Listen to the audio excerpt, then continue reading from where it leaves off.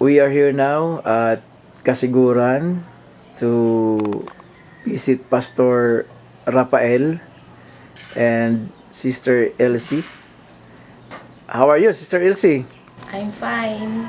I was very enjoy helping Pastor Raf.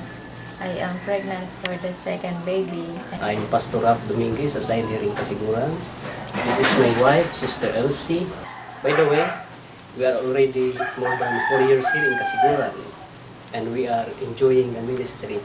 We have a lot of children in Bible's Club. Thank you for all you there who always be our partner in ministry through financial and prayer. God bless to all of you. Yamang ang mga anak na tinutukoy niya ay tao, naging tao rin si Jesus tulad nila, may laman at dugo. Ginawa niya ito upang sa pamamagitan ng kanyang kamatayan ay maigupo niya ang dyablo na siyang may Sarong beses lang na nagadan si Jesus Christ. Okay? At sa ngunyan siya po ay buhay na buhay. So ano ang kahulugan ng kamatayan ni Jesus Christ? Yamang ang